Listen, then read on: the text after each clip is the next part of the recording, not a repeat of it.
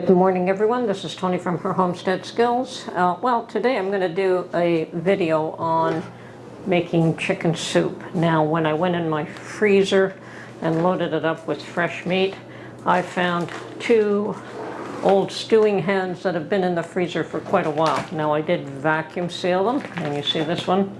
It's like new. The other one, for some reason, the bag lost its seal, so there is a bit of freezer burn on it, but since this is going to be for soup, I really don't mind. I'll just rinse off the frost and carry on. So, and I'm going to put them both in one pot, and I'm going to make a great big pot of chicken soup, and then we're going to can it all up. So, because I'm overloading one pot, you know, what we'll do is we boil this and then we take it out, you know, let it cool a bit, strip all the meat off, and then we add other ingredients. Now, because I am putting it all in one pot, I won't have enough stock, but since I'm always making chicken stock, see how beautiful that looks? Since I'm always making chicken stock, I can make another batch and add it to it. So this is going to take a couple of hours, and then of course the canning of it will take some time as well, so it's not a slow process by any means. Okay, so right now I'm just putting the two old hens, and they are old hens, and I don't know if you're aware of that, but old hens make the tastiest of soups. They have more flavor. Certainly younger birds are better for roasting or for cooking in other ways, but the old hens are awesome for soup, and I always buy them specifically to make soup. So I've got the two birds in the pot with water. I'm going to cover this up, bring it to a boil, and then I'm just going to let it simmer for a couple of hours, and then we will pull them out, strip all the meat off, and go to the next stage. While my old hens were on the stove simmering, I decided to go out and get some fresh potatoes, carrots, and celery for my chicken soup that I plan to can up. Looks like this is going to be a very busy day. While I was there, I found some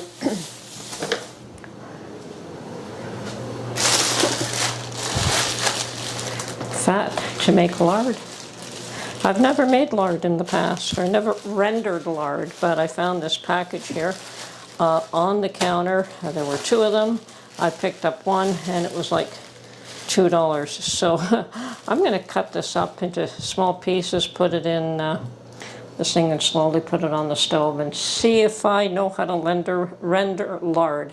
It would be the first time. I also picked up a package of apples. Nothing special, just one package. Doesn't really matter what kind. I intend to make applesauce from this because we bought some pork and we like applesauce with pork. So it looks like I've got my... Okay, I've got all my ingredients. I've got my stock on the stove, cooling down just a little bit. I've got onions, potatoes, celery, carrots, and all of these are raw because this is all going to be pressure canned and I don't want it to turn into mush. So I'm going to start off with, why don't we say 4 jars for now. And I've got my chicken here. So let's get 4 jars. And I'm going to try to evenly cut up this chicken and see how far it goes. Now I want probably 1/3 of this to be chicken. And we're going to start off with a leg in each one. And they're at the bottom. And Mark always likes the leg because it's dark meat. So there it is.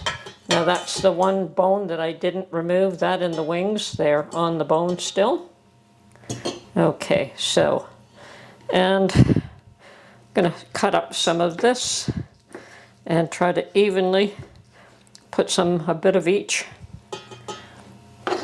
Now this is the white meat.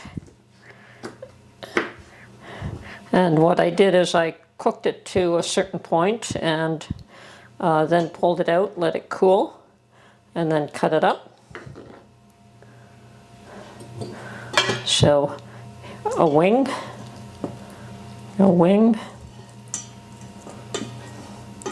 Let's find those wings. A wing. And a wing, and I think there should be another 4 pieces of wings, but let's continue along cutting. Here's one.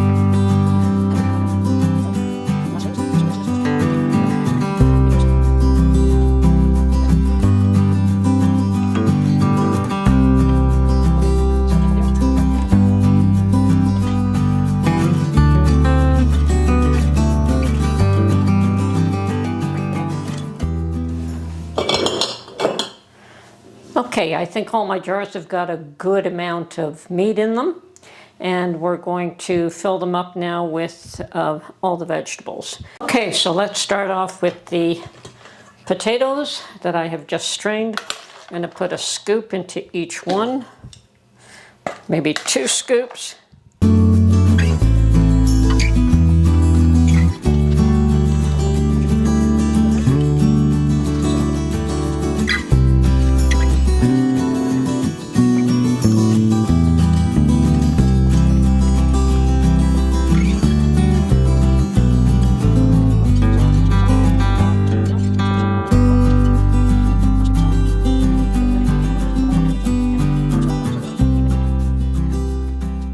Okay, I have yet to add my onions, but I want to put in some of this hot stock first. And I've just got a teaspoon of thyme and a little bit of black pepper in this. So that the heat should allow this to settle down just a bit.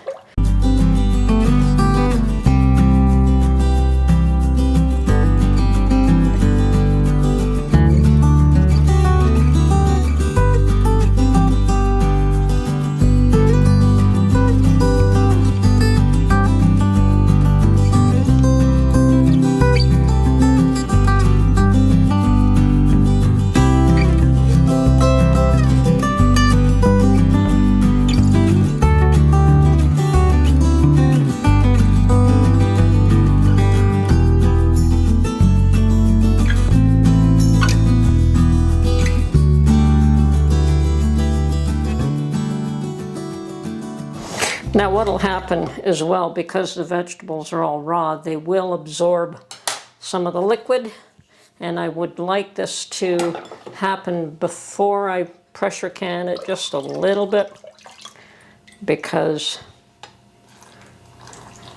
afterwards you might find that your jars have reduced in liquid. So we're going to just let these sit for a little while I get the canner ready. And I have 4 full jars of chicken soup, and I have lots of stock left over too.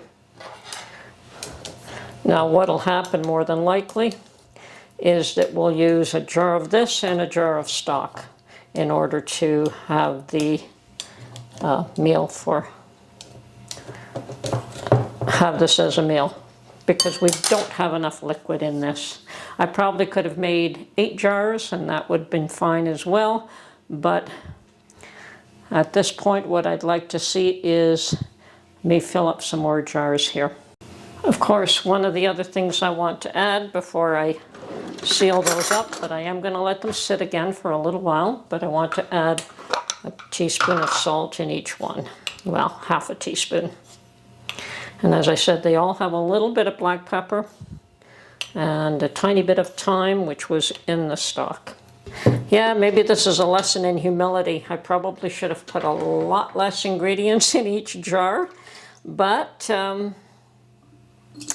I still think that we will probably be adding 1 jar of stock with each jar. Okay, and I can only fit 7 jars in the canner, so the balance I'm going to just put in a...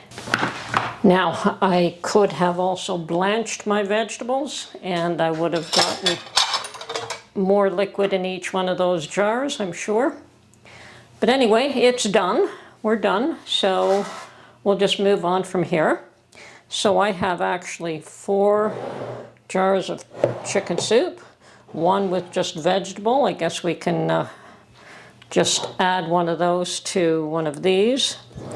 And 3, well, 2 with just stock, and a half pint with just stock. This will not be able to fit into the canner. I can only put 7 quarts in the canner. So that is what I'm going to be doing. So now I'm just going to get some vinegar, get some lids, get some rings, and go through that whole process.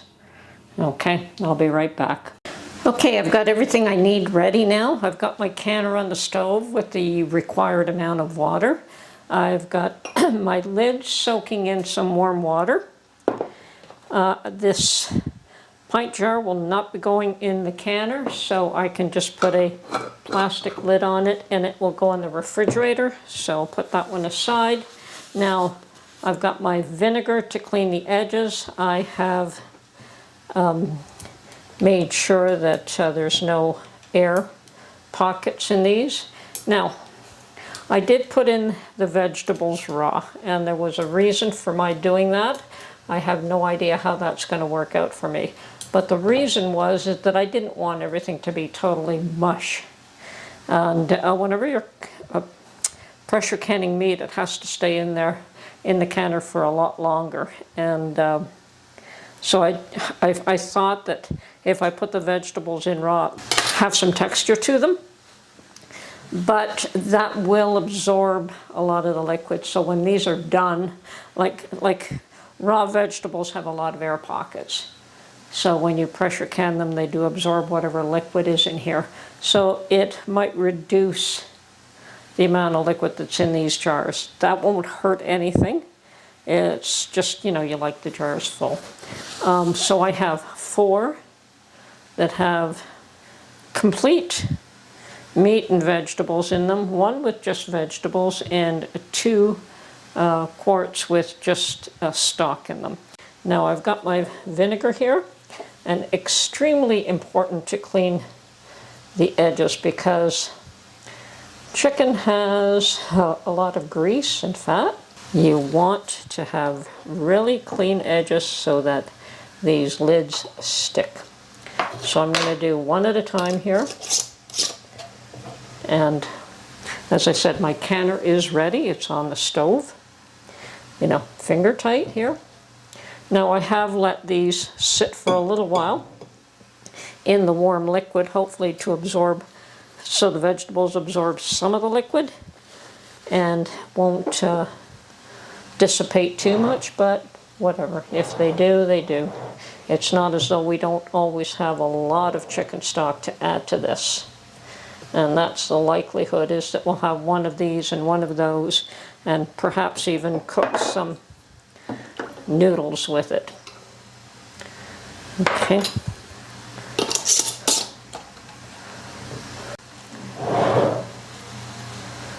Just clean the jars really, really well. Like these, outside of these jars are a little bit greasy, but as long as the rim is clean, we're good to go.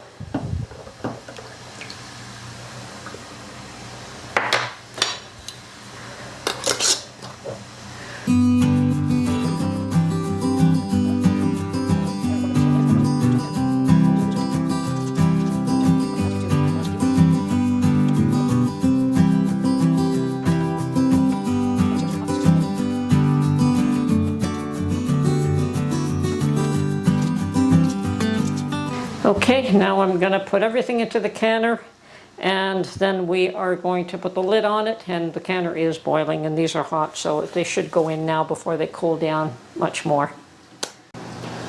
Okay, all my jars are in the canner. I'm going to check my lid, and you want to make sure that this vent, that you can see some air through it, and I can. Put the lid on. Okay, so it has come up to a boil now. The little button at the back, I keep forgetting what that is called, but that has popped, which means that the pressure is building inside the canner. We have to let this vent. This is the vent here. It lets out steam, so we have to let that vent for a good 10 minutes. So I'm going to set my timer now for 10 minutes. And when that 10 minutes is up, then we put the 10 pounds pressure on the unit. Okay, my timer has just gone off, so the canner has vented for the full 10 minutes. So at this point, I'm going to put my little 10-pound weight on there. I'm also going to turn my temperature down to where I know it needs to be. And we're going to wait for this to come up to 10 pounds.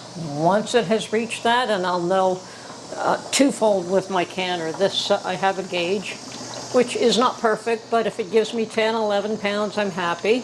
And of course, the little jiggler lets you know that, yes, once it starts to jiggle, that it has reached the 10 pounds pressure.